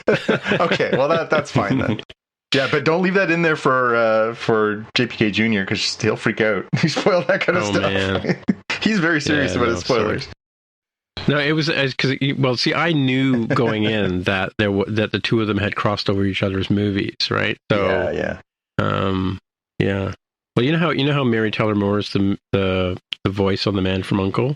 No. In the original TV series? No. I don't remember. She kind of plays like a Charlie, Charlie's Angels. Oh, okay. Yeah. She gives instructions to Napoleon and the other guy, I've forgotten his name now. But you never see her you never see her face. And speaking of a similar role, like, did you know I don't know if you guys have been watching Young Sheldon at all, but there's a scene this year where, this season, this is spoilers for those of you dialing in at home or transporting at home. But I got to go back and watch it again because there's a scene where Sheldon has to do like a required swimming thing in his university, and he has a dream about swimming, and there's a female voice that entices him to come and jump into the pool, and it's Katie Kowalko. Oh, that's funny. Yeah.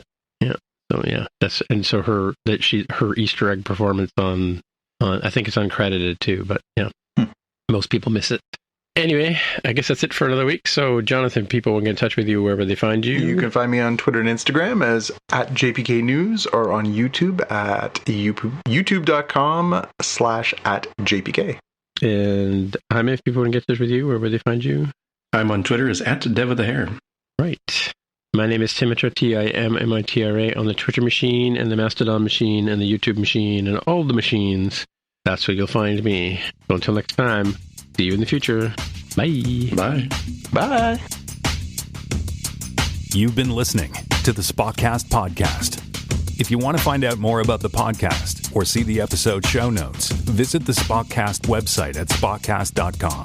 You can get in touch with us on the website or follow us on Twitter at Spockcast. If you have feedback or questions, send us a tweet with the hashtag AskSpockcast. If you like the show, please consider recommending us to a friend, writing a review on iTunes, or pledging any amount at patreon.com/Spockcast. You can find details on how to help us on our website, spockcast.com/sponsor us. Thanks for listening, and we'll see you in the future.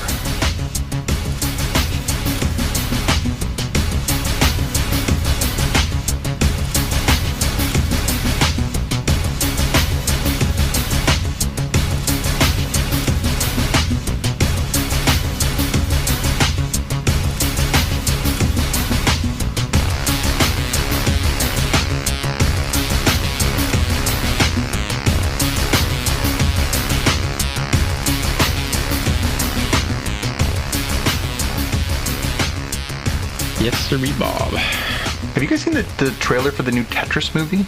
Yes. Yeah, it's coming out at the end of the month, right? Yeah, the one that's based on the comic book. That's I'm looking forward to that one. Oh, it looks good. Yeah, weren't you here? We talked about that. Yeah, I couldn't remember if that was us. Dun, dun, dun, dun. Yeah. Yeah. Yeah, was it Jaime or me that brought it up? I can't remember. I actually don't remember whose pick it was, but I think we tied it in podcast to yet another video game movie, but not how you think. It's probably. Oh yeah, that's right. Yeah. Yeah. Maybe it was Jaime that brought it up. Yeah. Let's do a fact check on the fact check. Tetris. Oh, it's only listed. Oh yeah, no, it was listed. Oh yeah, I brought it up on episode. Wait for it. Episode 1. Oh, there you Season go. 6, episode 1. In weeks. In weeks. Yeah, that's coming out on Apple Plus, Apple TV Plus. Cool. Yeah, I didn't rattle off some of the shows on there, but I was actually just looking today to see what shows I started watching, but hadn't finished on Apple TV Plus. Quite a few of them. I think I'm on season 2 of C. So good. And I'm on episode 3 of what's that bad, sci-fi show that we used to like. The Orville? Dorville. Oh, you're actually going to sit down and watch Orville season? No. It's in the pile of things I haven't erased yet. Yeah, I'm in the same boat. I watched the first couple and was like, this is not for me. Not that it ever was. I watched a bit of the Reluctant Traveler with Eugene Levy. That was kind of interesting. Yeah, that one's definitely crossed my radar, but I don't know. I feel like. Oh, and Hello Tomorrow. I think I got one more episode to go on that. Is that good? That was the one where you weren't feeling well, and Jaime and I read your pick out, and we thought it looked really good. Well, like you said on the show, it's Billy Crudup and a good cast. I mean, Hank Azaria. It's sort of it's retro sci-fi. Mm-hmm. Like the tech. Some of the tech is from the future, but it's about these guys who sell timeshares on the moon, and and that's pretty much all I can say without spoiling it. But yeah, and they're kind of like Tin Men. They're it's all about getting the sales, right? So interesting sort of mix of. I mean, like the sets are really amazing and the clothing's really amazing because it's all retro stuff. And Allison Pill, is that her name? Yep. She's in there too as one of the customers who sort of sorts out what's really going on, kind of thing. Yeah. The Servant. I'm still stuck on season 3 of The Servant. I haven't watched that one. watching that one. Slow Horses, which I talked about before. Echo 3 I started watching. Haven't really got back into it. Mythic Quest, I'm still stuck on finishing that season. I watched Mosquito Coast, and it's a retelling of the Mosquito Coast Harrison Ford movie. Sort of a more modern take on it. It's a good one. And then Shantaranam with Charlie Hunnam. And The Problem with Jon Stewart. The Problem with Jon Stewart. I love that title. It's such a good title. Yeah, that's good.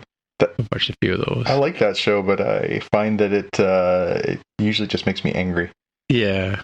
Because John is almost always right, and he's very good at creating a reason why you should be mad about things. Yeah. I'm glad he's back. I love Jon Stewart. I think he's so very talented. I missed him off The Daily Show, so I'm glad he's got something else going on. Yeah. Blackbird is a TV show with Taron Egerton and that's another one where I think one of the actors was nominated for an Emmy. Yeah. Loot with Maya Rudolph. We can get into that one. For All Mankind. Really getting into the dregs. I'm getting roped into stuff that's frustrating. Like, the whole family wants to watch Ted Lasso as a group, so I'm like, I haven't watched any of the new season yet, and I'm like, it's frustrating. And then, same thing, I think we were watching, what were we watching? We were watching something else, the three of us, Xavier and my wife and I were watching, and it's just like... Have you guys watched Severance yet? No. That's coming back for season 2 soon. Yeah, I saw the first one of that. We finished up with the 4th and final season that just finished up. Oh, yeah. What do you think about that? I kind of got a little exorcist-y kind of on me. It's a weird series because it's probably on the whole more like a very dark comedy. It starts out a little bit, spookier, poltergeisty, exorcisty in the first season, but the second, third, and fourth seasons feel a little bit more like very morose, very dark comedy. It's got some light elements. Well, the deeper I get into it, the less I like the characters. You know what I mean? Like, as people, as humans, I find them. I wouldn't want to hang out with them. Let's put it that way. Raymond and Ray was a good movie. That's Ewan McGregor and Ethan Hawke. They play brothers. This is. I'm still going through what's on Apple TV. Scrolling. A good documentary on Velvet Underground. Coda was a good movie. You guys should watch that one. As a family, Jonathan, you should watch that one. Sherry already watched it and loved it. I had it on my long list for a while.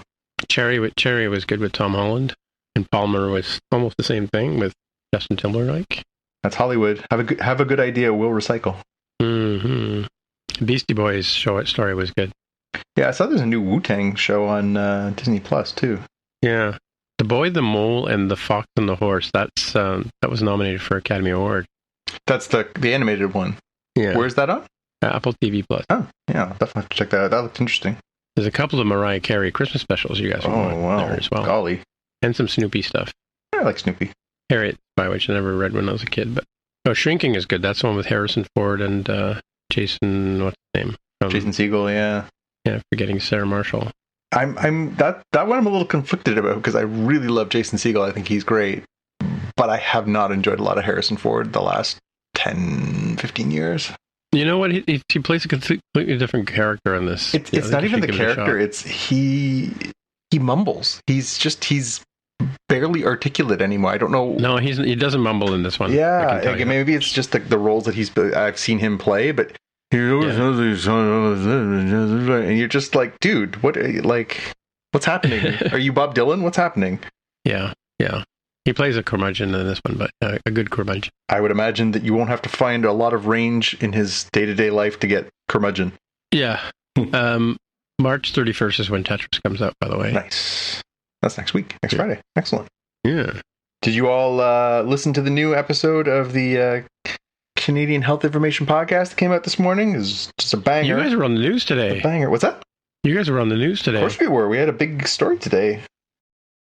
Yeah. What was it? That Canada is currently 930,000 surgeries behind thanks to the pandemic and the policies they put in place. So the waiting list for surgeries is 930,000 people on it, which for a country of 38 million 930,000. So I'm not getting my new knee anytime soon is what you're saying? Well, the problem is, and again, we actually got into it pretty good on the podcast we talked about we had the head of surgery from Women's College on.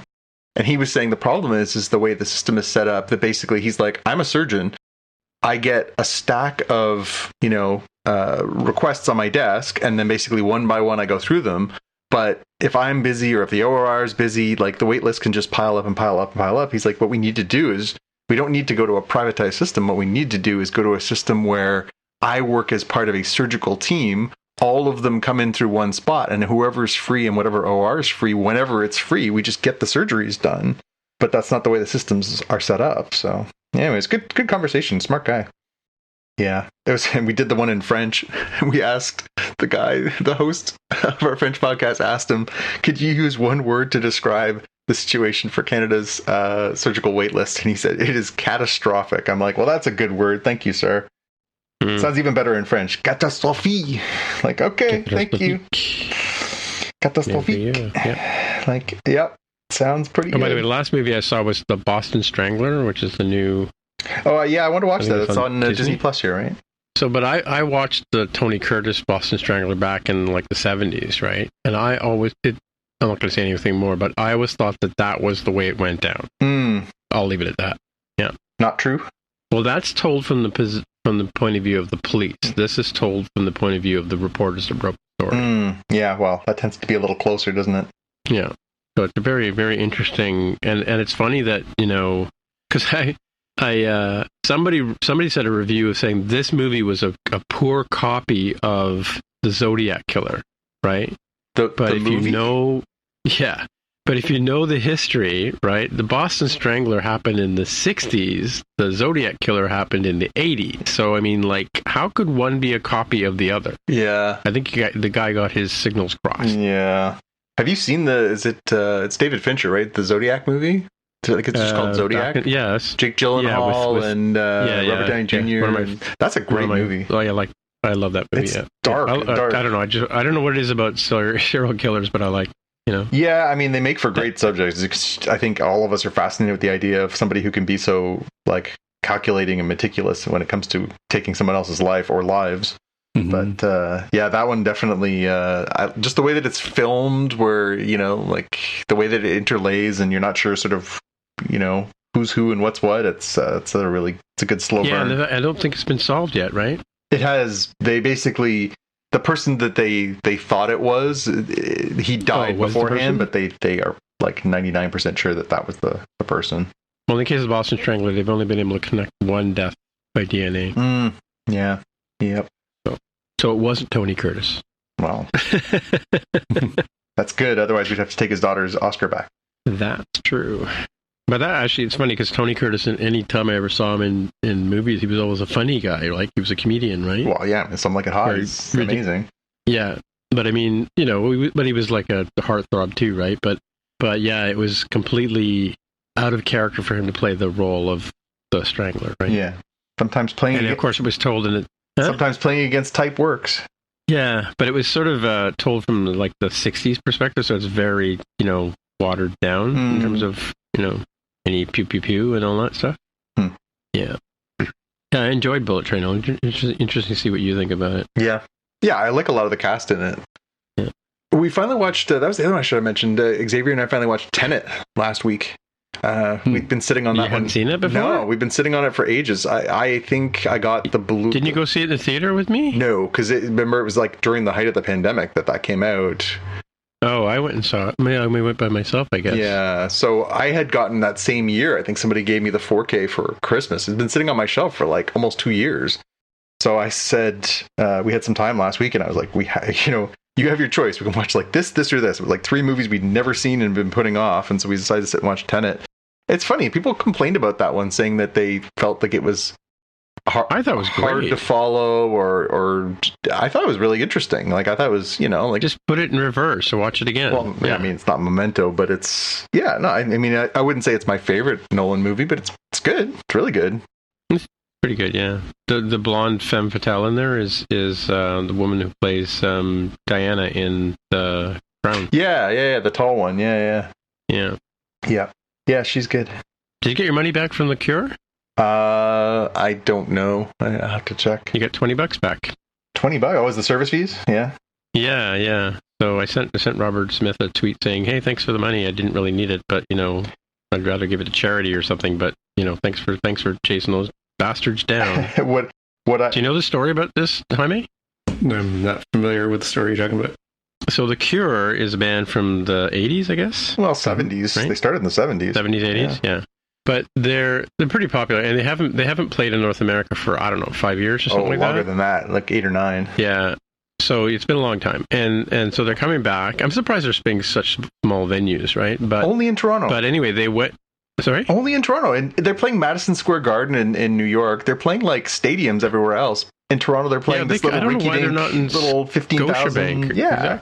They could have sold out this freaking Sky Dome. Like, it's ridiculous. Anyways. Yeah, they could have, definitely. Yeah, anyway. Maybe they'll add another show, who knows.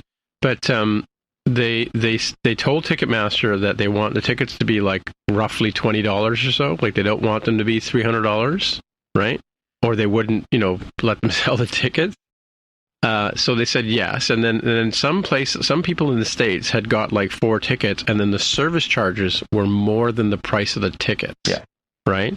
And so Robert Smith, who's the lead singer, just lost it, right? And went after them. They've now refunded like $10 or roughly $10 for every ticket that was sold. And the concerts are not being listed on SeatGeek or StubHub. Yeah, like if you go to StubHub or SeatGeek to look for those tickets, you cannot find them. They're not listed, so they're not letting scalpers sell them. And the other thing too is they're going to set it up like if you can't go to the show, they're going to set it up that Ticketmaster will take your ticket back and give it to somebody else who's on the list of people who wanted to go. It was all by lottery. Like you had to sign up to get a chance to buy tickets, right?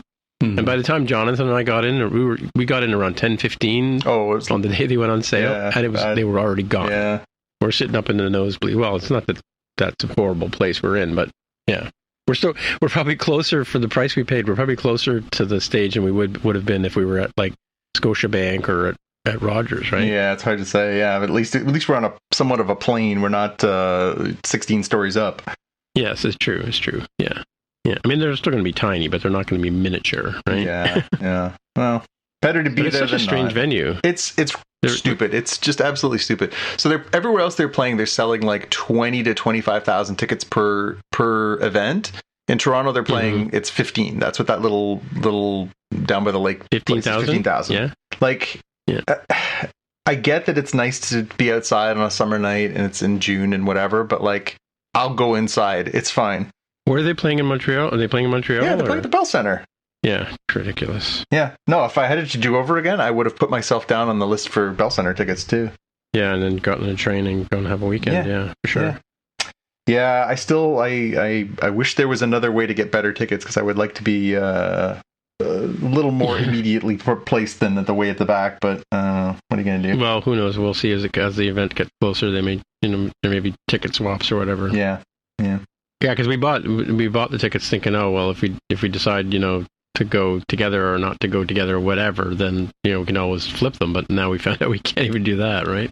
Yeah, I mean you can still upgrade, like buy a more expensive ticket and give these to somebody else. That's it. You can still give them away, and again, at the price we paid to go sit up in the nosebleeds, it's it's not a big, it's not going to hurt us. Not going to hurt us, no. But it's like like it's almost like at this point a once in a lifetime chance, right? Yeah. Like you've only ever seen them once. Right? One time, and that was 30 years ago, which is bonkers. Like, it's bonkers to think that, like, this band has been around so long that they've, you could have seen them any number of times over their histories, but, it's. I mean, it's funny, like, timing-wise, obviously, we've gotten lucky. We went to go see Tom Petty and the Heartbreakers, their 40th anniversary tour, and people were like, I can't believe they've been together for 40 years, and Tom was dead then, like, within, 6 months after we saw them. I passed up going to see Prince because I thought the tickets were too expensive, and Prince was dead the next year. I was like, oh. Wow. So, sometimes you just gotta bite the bullet and go see the show. But I'm just kind of bummed that we ended up on the back of that list. But well, it's like Steve Hackett's coming through again, right? And I must have seen him play that show like 4 times already. Like, I'm not going again. Yeah. Yeah, I mean, there's some artists that I feel like I could always see them when they come through, but, there's some artists also where I've seen them 2 or 3 times and I think, like, do something completely different, or maybe 10 years from now, once I have less immediate memories of your shows, I'll go, but, yeah. Yeah, definitely. But for Jaime, it would mean going outside. So Hey, Jaime went to the movie theaters recently. Come on. that's true. One, yes. Mm-hmm. Spoiled by that, 2021 Warner Brothers on HBO Max stuff. I'm like, man, why can't every time I see movies that are trailers, like there's the new Ben Affleck and Matt Damon movie about Nike courting Michael Jordan. Oh yeah. And I was like, yes. Which service is that? A Netflix one? Is that on Amazon? What? I'm like, they're putting in the theaters. Disappointed. Just put that thing on Disney Plus or Paramount Plus, Hulu, Peacock, and just let me watch it from my couch. I'm getting entitled towards I really want this to be on streaming sort of thing. Yeah. But I think, we've talked about it in the past. That's kind of the thing that all of us do now. You make a little calculation in your head, like, do I need to see this immediately? As in, like, I want to be part of the conversation. Do I need to see it on a big screen because it's got a certain aesthetic that you really want to see on a big screen? And after that, you're like, well, then from there, where does it fall to? Does it fall to the I'd rent it when it becomes available digitally? Or is it all the way down to eventually it'll come to one streaming service or another, and that's when I'll finally consume this? That's the movies I just referenced, 3,000 Years of Longing and Bullet Train, are both that last category for me. I was like, those look like great movies. I totally would watch those, and they look like fun. I'm not going to go see them otherwise. Yeah. So what's on the radar that's like enticing enough that you'd want to like go to a theater to see it, Jaime? Will you cave for the Flash movie? Will you cave for what's the next Marvel? Guardians 3, I guess, is the next Marvel movie. Let's see here. I'm taking a look at my list here. So what's coming up? Super Mario Brothers, Guardians of the Galaxy, Super Mario, Transformers: Rise of the Beasts, maybe. Spider-Man Across the Spider-Verse, maybe. Oh, that was so good. I saw that in IMAX. It was so good. It was so good. The first one was so good in IMAX. Yeah. I'm not sure. I guess I'll have to see how things go. Yeah. Maybe the power move is to go to Super Mario Brothers in like the middle of the day on like a Wednesday or something when all the kiddos are at school and go to like a 10 a.m. showing. Yeah. That's probably better than being like, the guy in his 40s in a theater full of children. Although it's fine. It's the same way we were just talking about the Cure's longevity. Like, Mario's such an enduring character now. Like, it's gonna, like, I think obviously there's nostalgia for like 3 generations. There are boomers who are affectionate for Mario, right? And there are also, Gen Z. Xavier always busts my nuts about getting the generations wrong, so I won't elaborate. But yeah, Gen Which Alpha. one is he? He's, I think, Gen Z. I think Quinn is Gen Alpha. And I am somewhere in the middle. Yeah. Oh, yeah. Easily. Yeah. Gabriel, I got Gabriel tickets too. He's coming back. Yeah. Were you going to go with me? I can't remember. Yeah, I can't remember where we landed on that one. I think what I had said was, I've seen him, I'm good, but depends if you have any other guests. Did you see him with Sting? Yeah, you and I saw him with Sting. Remember, that was the weird one where they kept like alternating songs? Yeah. That was one of the most Right after unusual Brexit, experiences. Because remember, we went in and we were like, oh, well, we'll go in because we want to see both of them. We figured it would be like Gabriel first and then Sting. And they decided they were going to do like alternating songs. And the place was half empty because a lot of people were like, I'm a Sting fan. I don't want to go see Peter Gabriel. Yeah. And they all showed up at like 9 o'clock being like, what do you mean they've been playing for an hour? Yeah. Well, when I saw Jeff Beck and Eric Clapton, Jeff Beck came out, played. I missed his set. And then, because I bought the tickets the day of the show. And that was back in the day when you bought them from actual scalpers or whatever. Yeah. Because I went by myself, and then I saw Eric Clapton, and then the two of them came out and played together, right? So nice. So I missed the Jeff Beck set, right? But it still was a phenomenal concert. And I was sitting like as far back. I mean, I'm essentially sitting at the other end of the stadium from Peter Gabriel. Like, very first time I saw him, I was sitting at Maple Leaf Gardens on the complete opposite end of the arena, right? And that's where I am again this time, right? Oh, it's a tradition now. Yeah, it is. Yeah. I've never, yeah, well, I mean, other than his concert films, I've never seen him up close. Well, no, I shouldn't say that. I saw the Secret World Tour from a good seat. That was an amazing show. That was one of the first Robert Lepage films. Oh, yeah, the guy who did the visuals for the one we saw. That was really cool. And he was, he also worked on the set for Zoo TV. Oh, yeah. That was still probably the coolest show. And you and I were not close to that one either, but you didn't need to be. It was awesome. Yeah. Phenomenal, yeah. I walked out of there a U2 fan. That's how good it was. Yeah, absolutely. But Yeah, no, I've seen him he's done a number of Gabriel shows, and they're always interesting. Like he does like I saw him do one when he was at Center Ice, and the stage was round, and so it didn't matter where you sat, you had a great seat. Same with Roger Waters was like that sure too. Yeah, I saw Arcade Fire a number of years ago. Sherry and I went to go see Arcade Fire. They did a theater in the round, but the stage rotated. Yeah. That was very, it was very weird because you'd be like there and they'd be like going, and then all of a sudden they'd be like moving away, and then like another part of the band would be like spinning around. You'd be like, that's kind of weird. But the drummer was fixed in the middle, which I thought was very funny. Yeah, and like I guess they didn't. Well, I saw Yes do that back in like the 70s, right? They played like all their famous early stuff, right?